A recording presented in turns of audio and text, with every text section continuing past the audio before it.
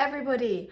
I am leaving for a Christian Union event at university in precisely 11 minutes. However, I have rented my college's music room. Here's a little tour for you, for giving you guys some interview tips, because I was very nervous this time last year and a few of you have requested this video.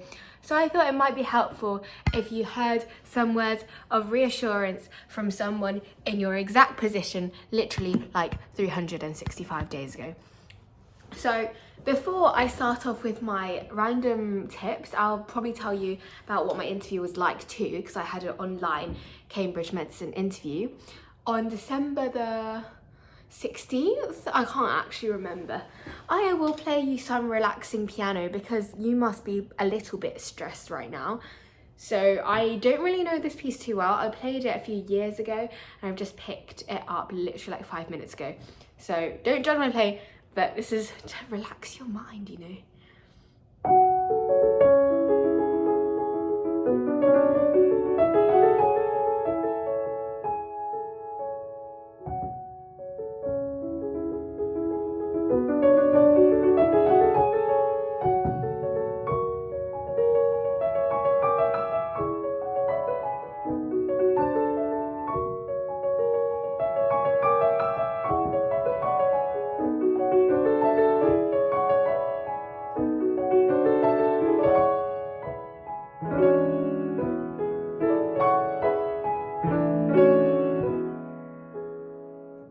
Okay, that's enough piano for you. So let's jump into what I actually found my interview experience to be like. I had 2 online interviews and both of them I used this exact iPad. Personally, I recommend you get your tech sorted out because my iPad doesn't have a very good microphone, and that was a rookie error that I made, because you want to be able to hear them really well and for them to hear you really well. So I wish I had like a better quality laptop, but the thing is my laptop would go really loud, so it wasn't ideal. But for my King's College Medicine interview, I had both a desktop and a laptop. And at first, a desktop's camera wasn't good enough for them to see my ID card. So it was a good thing I had my laptop all charged up and ready to go. So make sure you have a primary device as well as a backup. Just in case anything goes wrong, you will have something to keep you going. Because the worst thing in tech, like in an online interview, is for tech to fail. Obviously you can't control some aspects. Sometimes the Wi-Fi might go down and all you have to do is to explain to them what happened. They're also people and they also realise that things outside our control happen a lot. So I had 2 medicine interviews. 2 of them, the first one was by my DOS, and another woman who I actually don't know, she's just a doctor that's affiliated with Trinity Hall. And the second one was with my current anatomy supervisor and a next year's second year Trinity Hall medicine, like pharmacology supervisor. And the first interview was all right. It was 12 minutes of questions about things I had learned at A-level biology. So things about neurotransmitters, nerve cells, just going over A-level biology content. He asked me like, what are you doing in A-level biology at the moment? And we just went off from there. So this leads on to my first tip, to know your syllabus really, really well, because I also gathered my interview feedback and they do care about what you know, because they want to know if you're a diligent student who actually cares about the things that their teachers are teaching them and is able to assimilate it into your brain, because it's not going to get any easier when it comes to university compared to A-level subjects.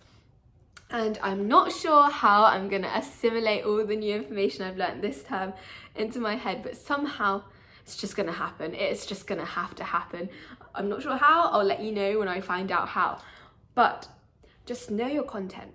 If you don't do anything else between now and the start of your interview, revise your A-levels, because it's good for your A-levels and it's good for your interviews.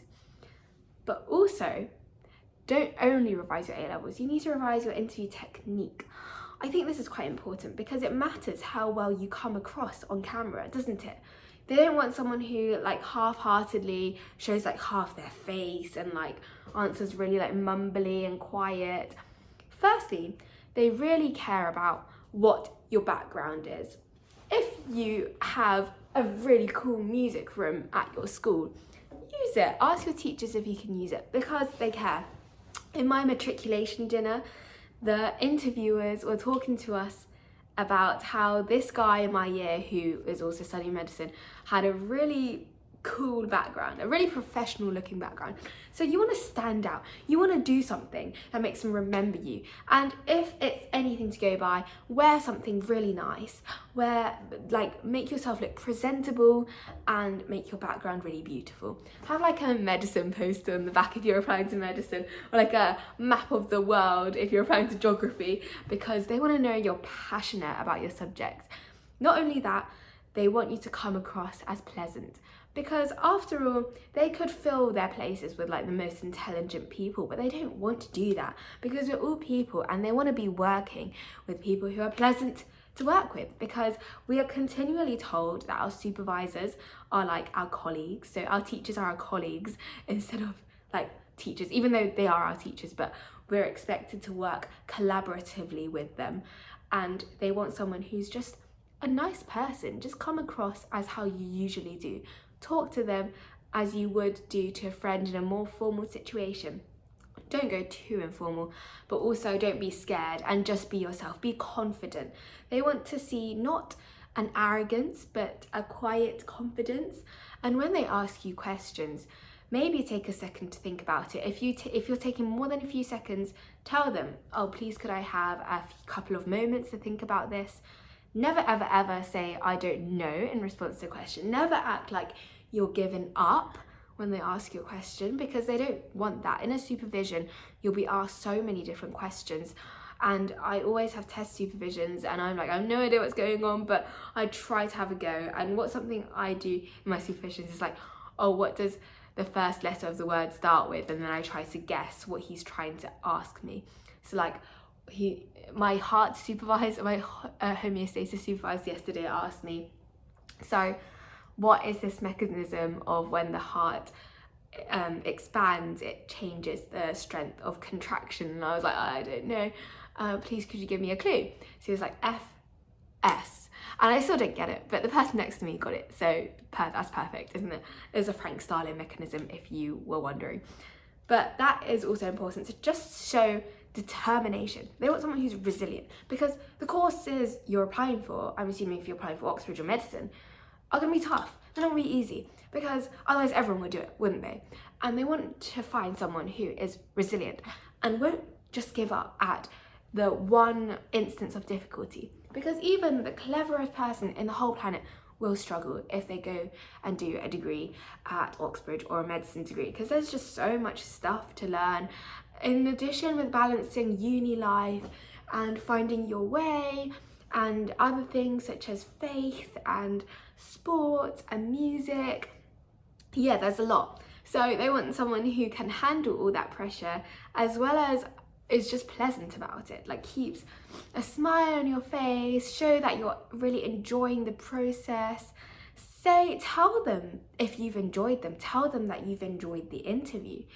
Also, at the last part of the interview, don't forget to ask an interesting question. Be like, so you mentioned this earlier on in the interview. I was wondering whether blah, blah, blah, blah, blah, blah. And then that will show even more enthusiasm and curiosity, and it will just make you stand out. Basically, you just want to be memorable in a good way and make them laugh if it's appropriate. I'm not really that funny, so it probably wouldn't have been appropriate for me. But if it's part of your personality, there's nothing wrong with going for it. So my second part of my first interview was 12 minutes on kidneys. And this is important because before I went into my interview, I researched what my interviewers' specialties were. And a lot of them were surprisingly nephrologists, which means expert on the kidneys. So I spent a bit of time researching the kidneys, which was probably a good thing because I got asked about kidneys in my interview. So make sure to be clever in what you choose to revise outside of your A-level syllabus. Also, if you're applying to Oxford Medicine specifically, I know they really pick apart your personal statement, particularly the scientific aspects which you write about. So if you write about something scientific, make sure you know it inside out, because if they quiz you on it and you have no idea what you're talking about, that isn't going to be a good show. Because interviews are important, and if you especially choose a niche subject of the specialty which your interviewer is. So example, if your interviewer is like an oncologist, like a cancer specialist, might be worth picking a niche facet of oncology, of cancer medicine, and researching like quite detailed into it. So if they ask you, oh, what's something interesting that you've read about recently in scientific journals or like articles, for instance, you can just like go into that and they'll be like, oh wow, this kid is really interested in what I'm interested in, and they'll be like, oh my gosh, yay.